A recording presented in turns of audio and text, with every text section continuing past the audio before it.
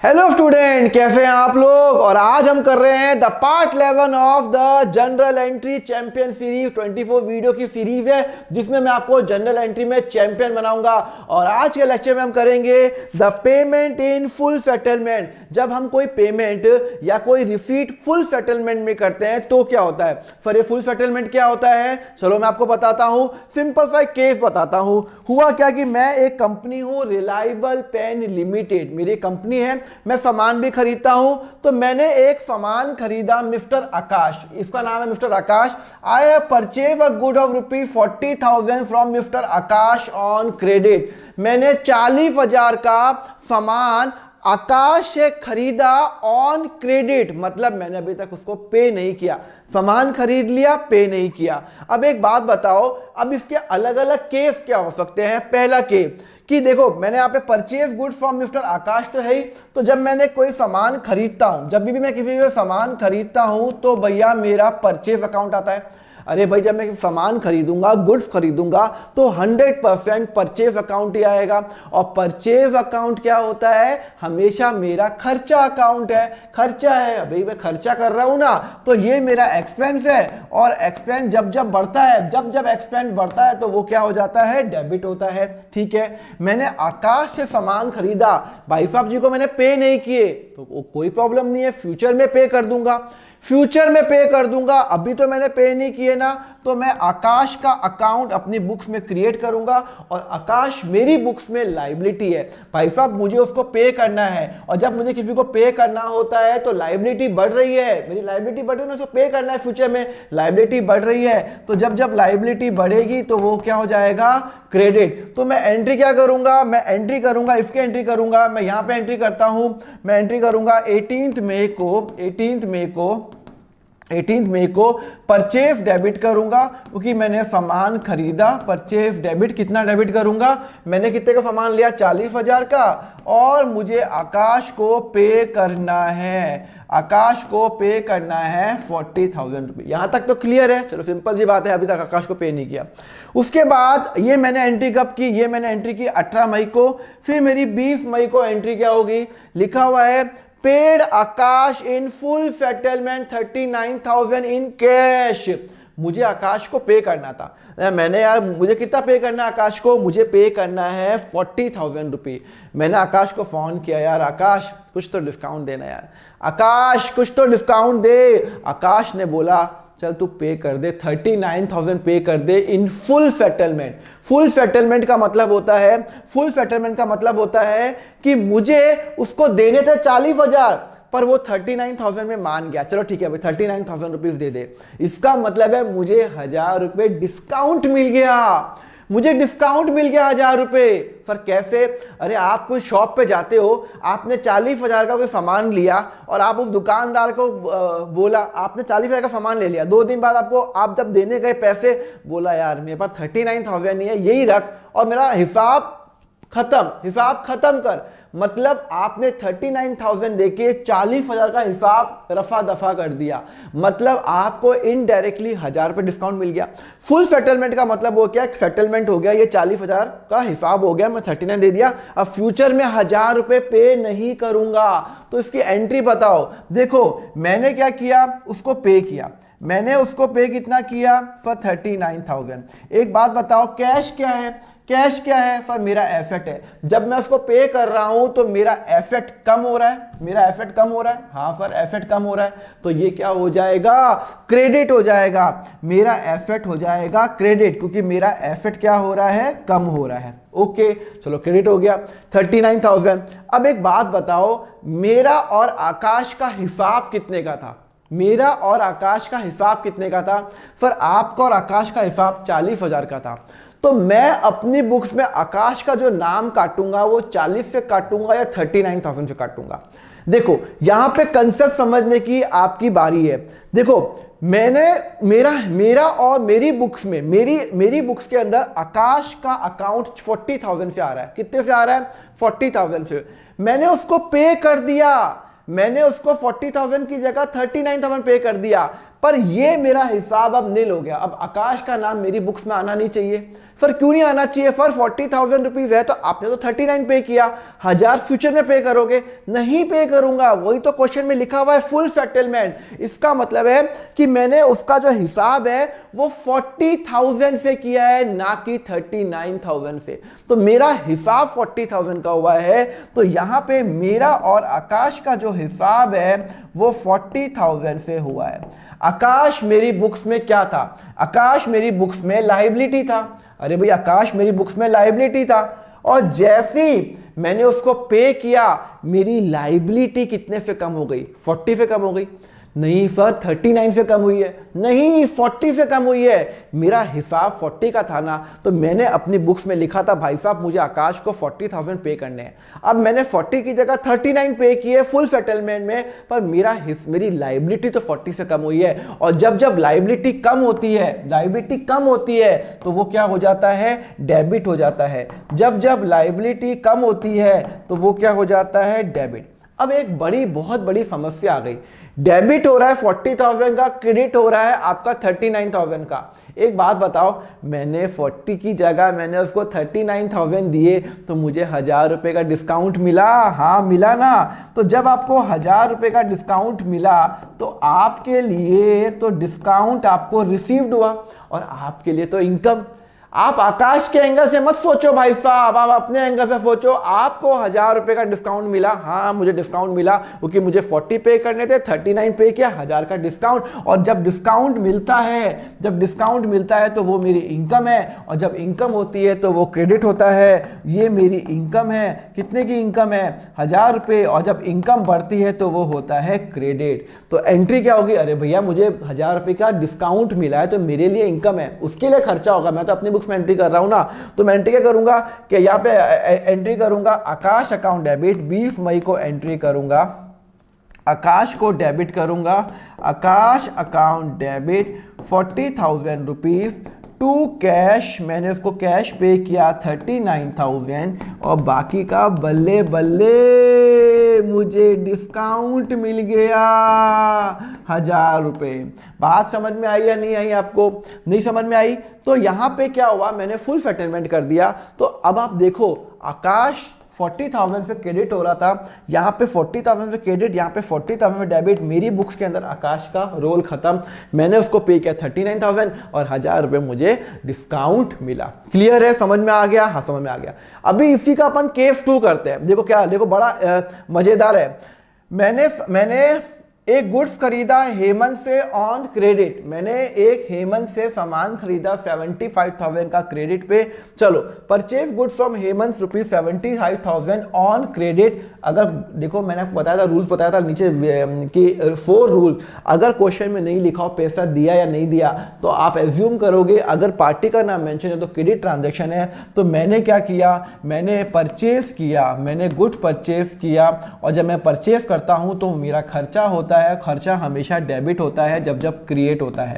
Okay अच्छा, मैंने हेमंत से खरीदा तो मैंने अभी तक हेमंत को पे नहीं किया, तो मुझे हेमंत को 75,000 रुपीज पे करने हैं, और हेमंत मेरी बुक्स में लायबिलिटी होगा क्योंकि मैंने उससे सामान खरीदा और मुझे उसको पे करना है। तो मेरी बुक्स में क्या हो गया, वो लायबिलिटी हो गया। और जब जब लायबिलिटी क्रिएट होती है तो वो होता है क्रेडिट होता है। क्लियर है? तो सबसे पहले मेरी एंट्री क्या होगी, सबसे पहले मेरी एंट्री होगी 5 जून को मेरी एंट्री होगी जब मैंने खरीदा सामान, कि भैया मैंने परचेज किया, मैंने परचेज अकाउंट डेबिट किया और मैंने हेमंत से सामान खरीदा। मैंने हेमंत से सामान खरीदा 75,000 रुपए का, 75,000 का। ओके सर, ये तो फिर हमें एकदम क्लियर हो गया। अच्छा अब दूसरा बताओ, मैंने हेमंत को 72,000 दिया, तो सर आपको 3,000 का डिस्काउंट मिल गया? नहीं मिला। क्वेश्चन में कहीं लिखा है क्या फुल सेटलमेंट लिखा है? नहीं। अरे भाई मैंने सामान खरीदा हेमंत से 75,000 का, मैंने उसको 72 पे किए, तो सर बाकी के 3,000 पे करूंगा, फ्यूचर में पे करूंगा। मैं हेमंत के पास गया, मेरे पास 72 है, ये रख। कहीं पे लिखा हुआ है फुल सेटलमेंट? कहीं पे लिखा है क्या?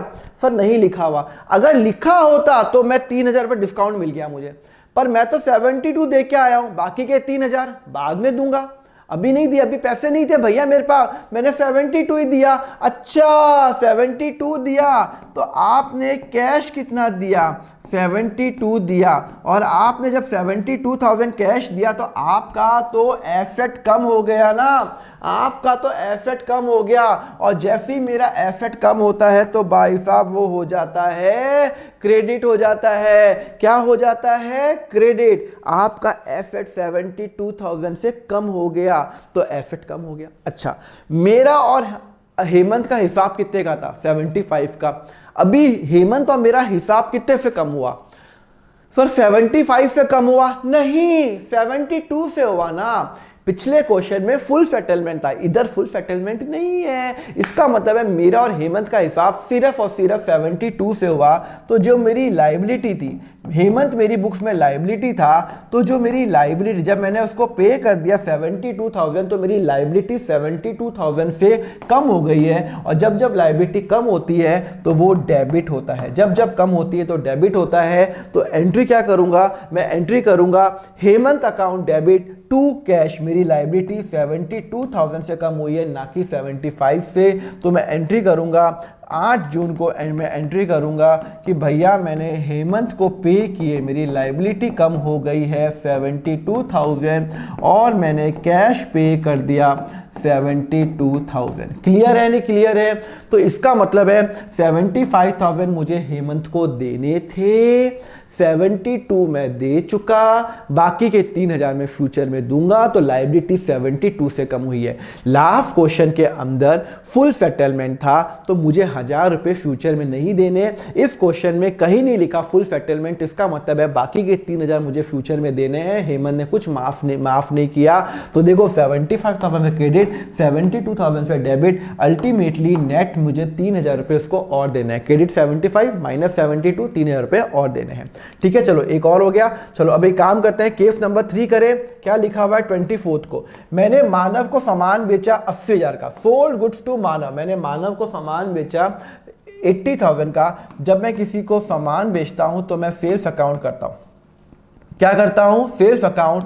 और भाई साहब मैंने मानव को बेचा तो मानव अकाउंट। सर कहाँ लिखा है ऑन क्रेडिट? मैंने आपको रूल बताए थे, नीचे वीडियो देखो ना, सारे मैंने वीडियोस लिखे हुए हैं कि जब मैं किसी को सामान, जब क्वेश्चन में नहीं है कि कैश और क्रेडिट है और पार्टी का नाम मेंशन है तो वो क्रेडिट ट्रांजेक्शन होगी। तो यहाँ पे मैंने सेल्स की 80,000 की और 80,000 मेरी इनकम है। और जब जब मेरी इनकम होती है तो वो क्रेडिट होता है, ये तो आपको पता है, इनकम बढ़ रही है क्रेडिट। और मानव से मुझे पैसे लेने हैं, जब मुझे किसी से पैसे लेने होते हैं तो वो बन जाता है मेरा एसेट। और मेरा एसेट बढ़ रहा है, मेरा एसेट बढ़ रहा है। तो एसेट जब बढ़ता है तो वो हो जाएगा डेबिट। तो मैं एंट्री क्या करूंगा? मैं एंट्री करूंगा 24 मई को एंट्री करूंगा भाई, मानव को डेबिट करूंगा, ये मानव को डेबिट करूंगा, मानव डेबिट टू सेल्स। मैंने कितने का सेल्स किया? 80,000 का मैंने सेल्स किया। समझ में आया या नहीं समझ में आया? सर अच्छी तरह समझ में आ गया, बहुत अच्छी बात है। चलो अब हुआ क्या? 28 मई को क्या हुआ? 28 मई को एक और केस हो गया। क्या होगा? केस क्या हो गया? लिखा हुआ है कि मेरे को मानव से पैसे मिल गए 75,000 इन फुल सेटलमेंट, इन फुल सेटलमेंट। मतलब मुझे मानव से 75,000 रुपीज मिले फुल सेटलमेंट। मुझे मानव से कितने लेने थे? भाई मैंने 80,000 का सामान बेचा, मैंने मानव को कॉल किया, मानव भाई पैसे देना। मानव ने कहा मेरे पास 75,000 है, तो हिसाब बराबर करता है क्या? मैंने कहा यार एक काम कर यार, जो है वो दे दे और हिसाब बराबर, हिसाब बराबर। मतलब मुझे उससे 80,000 लेने थे। मैंने कहा चलो यार 80,000 का तेरा मेरा हिसाब था, तू 75,000 दे और हिसाब खत्म करते हैं। इसका मतलब है फुल सेटलमेंट का मतलब होता है हिसाब बराबर। सेटलमेंट हो गया। अब मुझे फ्यूचर में 5,000 रुपए नहीं आएंगे। मुझे लेने थे 80, उसने 75 ही दिए। अब हिसाब हो गया, खत्म हो गया, तो 5,000 रुपए फ्यूचर में नहीं आएंगे। इसका मतलब है कि मेरे पास कैश कितना आया? सर 75,000 आया और 75,000 मेरा एसेट है। और जब जब मेरा एसेट बढ़ता है तो वो होता है डेबिट। जब जब मेरा एसेट बढ़ता है, जब जब मेरा एसेट बढ़ता है तो वो होता है डेबिट, होता है डेबिट। क्लियर है नहीं क्लियर है? जब जब कैश बढ़ेगा, जब जब कैश बढ़ेगा तब तब क्या होगा, मेरा डेबिट होगा। ओके, एक बात बताओ, मेरा और मानव का हिसाब कितने से था? फॉर 80,000 का। अभी मुझे मानव का हिसाब मेरा कितने से खत्म होगा? मुझे मानव से 80,000 लेने थे, तो अब फ्यूचर में तो कुछ आने वाला है नहीं, हिसाब हो गया, खत्म हो गया। तो मेरा और मानव का हिसाब 80,000 से हुआ, ना कि 75,000 से, बिकॉज फ्यूचर में मुझे 5,000 रुपये अब नहीं आएंगे। तो यहाँ पे मानव मेरी बुक्स में क्या था? सर मानव मेरी बुक्स में एसेट था, मुझे लेने थे, अब उसने मुझे पैसे पे कर दिए। तो मेरी बुक्स में जो मानव एग्जिस्ट करता था 80,000 से, अब वो एग्जिस्ट नहीं करेगा, उसको मुझे हटाना पड़ेगा। तो मेरा जो मेरा एसेट है वो कम होगा, 80,000 से मेरा एसेट कम हो गया, क्योंकि मुझे मानव से 80 लेने थे। अब 80 का अब तो आएगा नहीं, 80 की जगह 75 आए ना, तो 80 तो आने वाले नहीं है, तो 80 का तो हिसाब खत्म हो गया। तो 80 मेरा एसेट कम हो गया। जब जब मेरा एसेट कम होता है तो वो हो जाता है, अरे भाई साहब, क्रेडिट होता है। अच्छा एक बात बताओ, मुझे लेने थे 80,000, आए हैं 75, 5,000 का क्या हुआ? मैंने उसको डिस्काउंट दिया। 5,000 का मैंने उसको क्या किया? डिस्काउंट दिया। अरे लेने थे 80, आए 75, तो 5 का मैंने डिस्काउंट दिया। जब मैं किसी को डिस्काउंट देता हूं, मेरे लिए खर्चा होता है, मैंने डिस्काउंट दिया ना भाई साहब। 80 लेने थे, 75 आए, तो भैया मेरा हो गया discount received. 5,000, sorry discount allowed, मैंने डिस्काउंट दिया 5,000 रुपये का। जब मैं किसी को डिस्काउंट देता हूं तो मेरा खर्चा होता है, मेरा खर्चा हो गया।